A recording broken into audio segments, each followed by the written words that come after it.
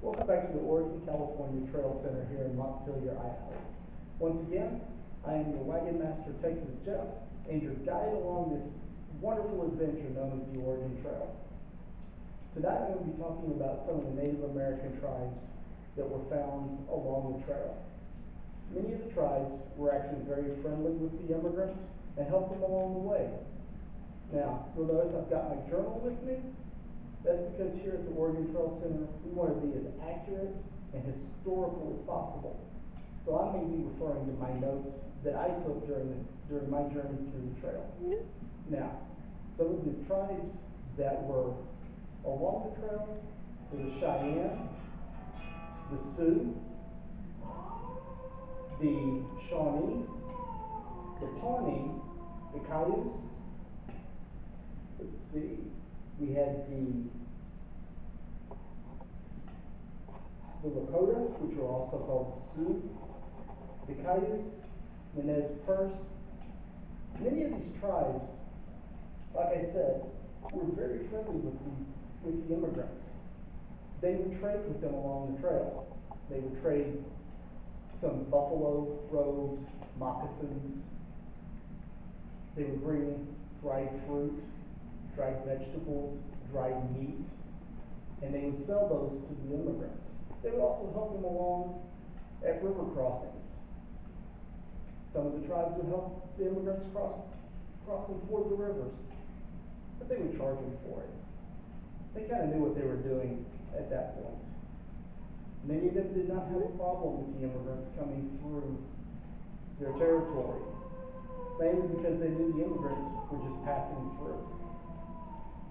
There were a few incidents of violence and violent encounters, but they were not as many as people would like to think. Like I said, most of the tribes were very friendly, very accommodating to the immigrants. Most of the violent acts you think about along the trail actually occurred between members of the wagon party.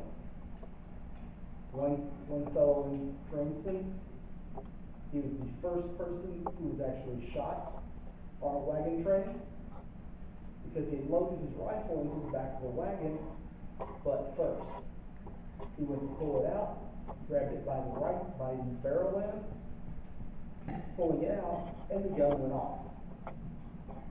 He was shot in the chest, and he died three hours later.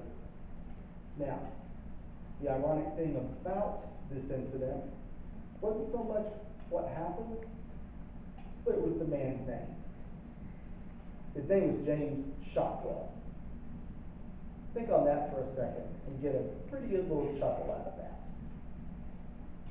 Now, one of the things that you see depicted or heard about was circling the wagons. That mainly was done not really to protect the immigrants at night, but they would circle the wagons and put the livestock inside the circle.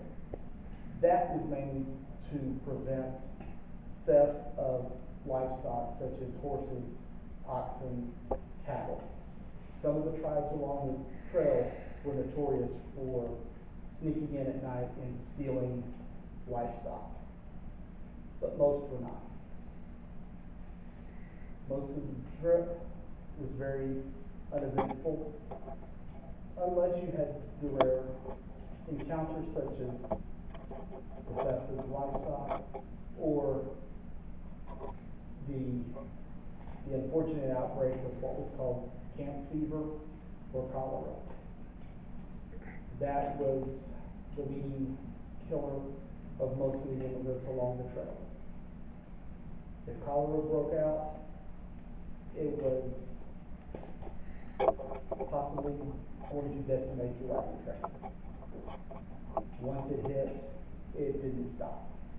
There were many times when there would be wagons that would be left 2-3 miles behind the main train because those were the wagons that housed the sick. And you did not want to be among one of those wagons because typically once you died, you were left along the trail. You might have had a marker for where you were buried, sometimes not. In the history of the Oregon Trail, approximately 15,000 people died making the journey from Independence, Missouri to Oregon City, Oregon. And the number of people who it is estimated traveled the trail between 1840 and 1869 is about 500,000. So out of 500,000 people, 15,000 died due to illness. Not a good way to go. And I want everyone who is on my train to make it. One of the things that could help deter and prevent cholera is drinking coffee. Mainly because the water was boiled. It killed the bacteria that could cause cholera, dysentery, and some of the other elements that would hit a wagon train. Very important to do that, because not all the water is very fit to drink along the trail. One of the other things along the trail, food.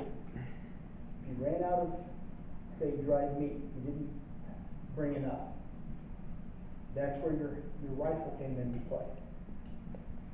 Most males over the age of 12 carry a good $20 rifle, mainly for hunting. Along the trail, you would see buffalo, deer, and other game that could be shot for food. And that's mainly what they were shot for, was to feed the immigrants. Now, there were a few who would shoot to shoot. Don't recommend that.